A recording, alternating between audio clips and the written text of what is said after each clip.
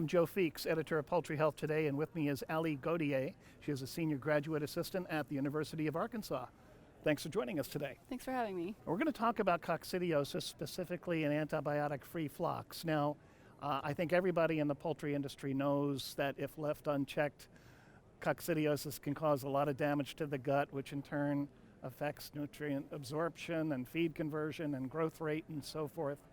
But sometimes when we use a vaccine to stimulate that immunity, we're also introducing coccidiosis, and that can set back the performance of a bird as well.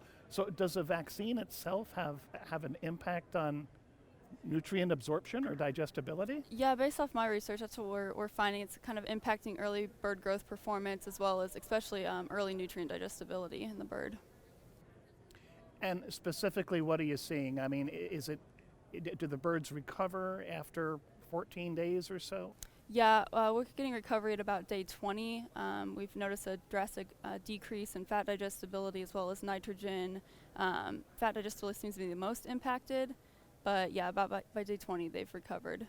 But if birds are going to market at 42 days, 56 days, whatever, that's a big amount of time. Yeah, and a lot of people aren't getting body weight gain recovery, or they're having a less efficient feed conversion ratio, so that's where that's coming in at day 42.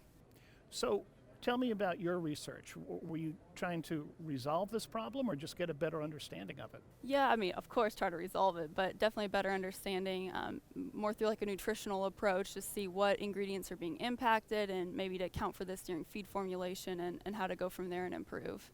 So when a bird is infected with coccidiosis, the Eimeria pathogen,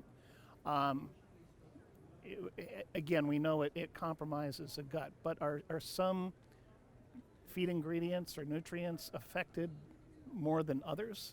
Are some going to be less absorbed? Well, today I presented on looking at different feed ingredients, and we actually looked at corn, soybean meal, and DDGs, and they were just added into the diet at a high inclusion just to kind of see the main effect of that ingredient.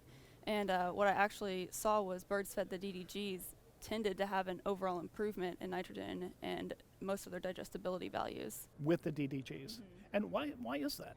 I don't have a certain answer on why that is. Could be maybe that fiber as being an intestinal health benefit, possibly increasing intestinal turnover, and the birds are maybe recovering faster, but that's something that we need to further evaluate. So what would be the takeaway messages then from the research that you've done, or are there any at this point? I mean, this point it would definitely be to further evaluate the inclusion of DDGs and maybe see if, various inclusion levels of how this could maybe benefit the bird when it's vaccinated. Was that a surprise to you in the research? Yeah, it wasn't something I was expecting at all. So I'm excited for it and to see where it goes. Yeah, typically, what percentage of a broiler's diet would be DDGs? It kind of just depends for this. I mean, it changes with each phase, but normally about 3 to 4% in that starter phase. And because we were looking at just the test ingredient, we had it at 30% of the diet, which is obviously unrealistic. So I guess the next step would be more practical inclusion levels.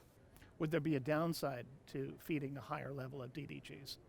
Not that we have observed so far, but that could change with the next experiment. Sure. So what's the next step? Well, the next step would possibly to look at different levels of DDGs. We also saw that fat digestibility was impacted, so maybe increasing the energy during that diet to see if that can kind of compensate for any reductions in digestibility. In the course of your study, did you learn anything else about birds that have been vaccinated for coccidiosis and their ability to make efficient use of nutrients? Yeah, I mean, there's been a lot of research on, vaccine challenge and birds that are just coccidiosis challenged in general, and there's not really much on just using a vaccine in a commercial practical setting. So this has been really interesting to kind of dive in and see all the data. Now we know that birds that have a problem with coccidiosis almost always develop a problem with necrotic enteritis, unless of course they're on an antibiotic. Did you see that in your study? We didn't, but we also only gave birds about a 1x dose of vaccine, so it wasn't a severe direct challenge. Why do you think fat digestibility was impacted so highly? That is a really good question. We've looked to further evaluate that. Fat digestibility in the young bird isn't great to begin with, so that's something that we're definitely looking for. Okay. Well, we'll have to keep a close eye on your research. Thanks for telling us about what you've learned so far. We've been talking to Alyson Gautier. She's a senior graduate assistant at the University of Arkansas. Thanks for coming by. Thank you.